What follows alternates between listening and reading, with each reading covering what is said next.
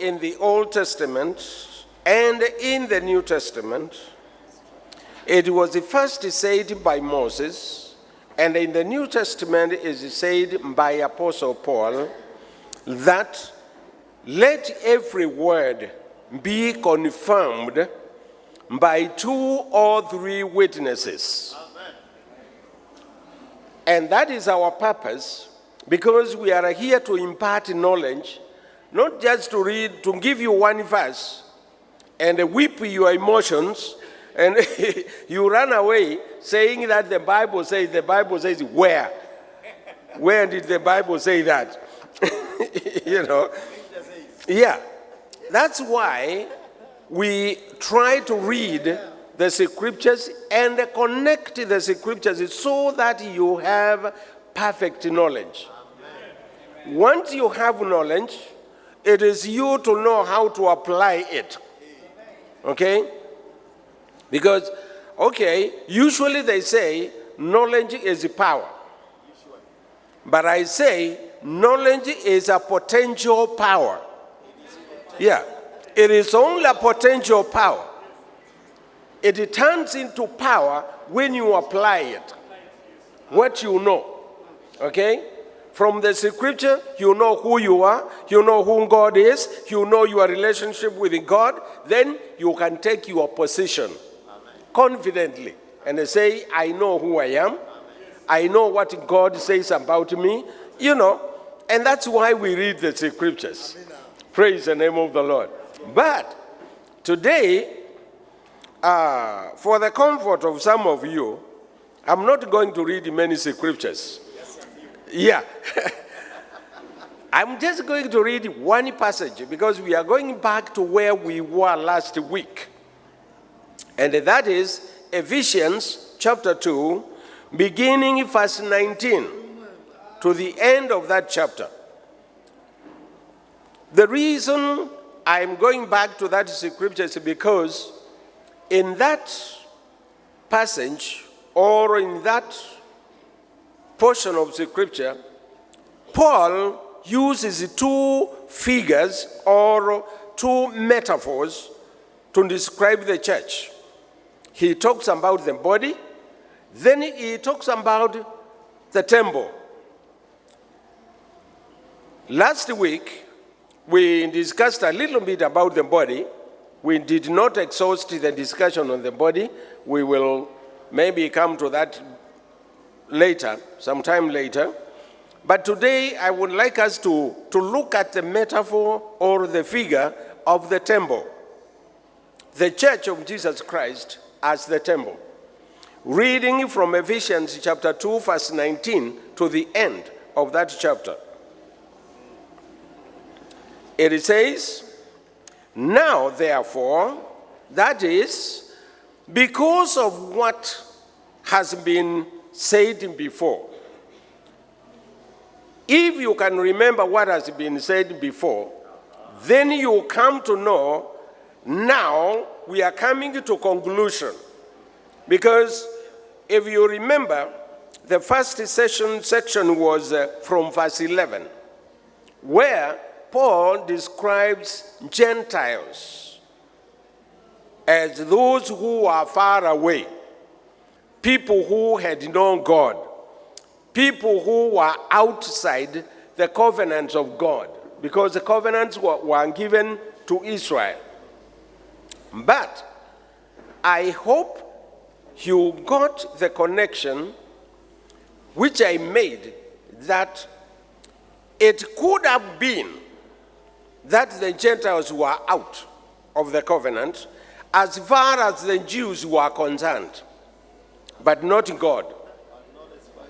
No, not God. Because we said the first promise was given to Eve, the mother of all the living. That's the first one. Okay? And that is universal. When you come to Abraham, chapter 12 of Genesis, verse 3, again God says, and through you, all the families of the earth. So we were included.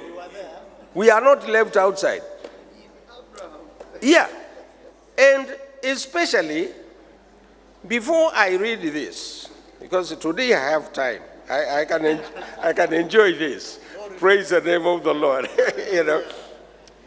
Going back to the book of Galatians, chapter 3, and read verse 8. Galatians 3, verse 8. It says, and the scripture, foreseeing that God would justify the Gentiles by faith, preached the gospel to Abraham. The scripture preached to Abraham. And saved. Yeah. Preach the gospel. Yeah. And saved. Yeah. Okay. So, we were not out. Okay. Beforehand, saying, in you all the nations shall be blessed. Okay? So, the problem came after God came to Abraham and he gave him the sign or a token of the covenant, which was circumcision. It was a sign.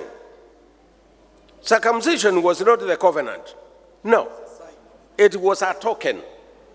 It was a sign. And, Pastor, I came to discover something very interesting. That as far as that covenant is concerned, even Abraham himself did not enter it properly as far as the circumcision is concerned. Because God said, every male in your family shall be circumcised from the age of 80 days. How old was he? Abraham at that time was 99 years old. So, it actually properly began with Isaac. Okay? Yeah. It began with Isaac. Later on, the Jews took that external display as the most important thing. And that's why Paul tells you it is done on the flesh, it is done with the hands. And that's where you see in our theme, what God makes and what man makes. They don't go together. Okay? So, even though God spoke circumcision, God did not circumcise Abraham. No, he did not. But when it comes to us Christians, look at your verse there. Philippians chapter 3, verse 3. We are the true circumcision, because ours is made by the Spirit of God, not by man. Not by man. It is by the Spirit of God himself. Now, let's go to our lesson today. Now, therefore, you are no longer strangers and foreigners, but fellow citizens with the saints and members of the household of God. In this verse, sometimes we confuse it, and it looks like Gentiles, we are going to join Israel. It sounds like Israel is the household of God, and the Gentiles are now joining Israel. But that is not the case. Because whether they be Israel or they be Jews, to enter into this household of God, they have to come to Jesus Christ. And all of us meet there. No one joins the other. We are all united to Jesus Christ. And that is where we become the household of God. I know there is this argument and the teachings about, and this is what has confused many people, that the church has now become Israel. The church now has taken the place of Israel. No. We did not take the place of Israel because Israel was not saved to begin with. They have to come to Jesus to be saved. Yeah, they have to. Okay? Therefore, we don't take the place of Israel. We know there is also that argument about what will happen to Israel and whatever, so on and so forth. Fine. Let me take you back a little bit. It was the leadership of Israel as a nation who rejected Jesus at that time.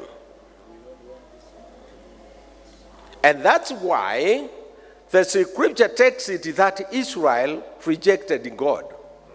But Israel did not reject God. You go to Romans chapter 9, and Paul will tell you, I am a Jew myself. I am of the stock of Abraham. I come from the tribe of Benjamin. Okay? So Israel did not reject God per se, but the leadership. And then God looks on the leadership. For your information, if leadership of the church is wrong, that church is wrong. As far as God is concerned. There may be some few individuals here and there who know God and they seek in God. Like the time of Elijah. Elijah looked at the nation of Israel, the 10 tribes, and he concluded they were all bad. But God tells him, it is not that way. I have 7,000 people there, and I know them myself. Okay? I have 7,000 people. Okay? Even though that was a very small percentage, compared to the whole nation of 10 tribes of Israel. All right? So, if the leadership is wrong, even in the country, if the leadership is wrong, the country is wrong. There could be people inside there who are walking straight. That's the way it is when they tell you that Israel rejected God. Not everybody. As I asked you last week, who was the first preacher on the day of Pentecost? It was Peter, a Jew. Okay? Yeah, it was Peter. And by the way, the whole of the group, 120 people, they were all Jews. And when they preached, most of people who got converted were Jews. And it went on like that. But those who rejected, you see, God has no laws. No. God has kept them alive, Israel, because of his covenant with Abraham, Isaac, and Jacob. Romans 11, Paul calls them branches which were broken off because of their unbelief. And he says, if they do not continue in their unbelief, at any time if they can turn and turn to God, they will be brought back. They belong there. Yeah, they belong there. Okay. Here then, we are not going to join Israel and become Israel. No. Both of us, both Israel and Gentiles, we meet in Jesus Christ. And Jesus, Paul tells you that the purpose of Jesus there is first of all to make one new man. One. Not two. One new man out of both. From Gentile, from Israel. One new man. And by making one new man, he takes this one new man and reconciles them to God. Which means whoever is not included in the one new man is not reconciled to God. Now, let's move on. Verse 20. Having been built on the foundation of the apostles and the prophets, Jesus Christ himself being the chief cornerstone. Let's look at a few things here.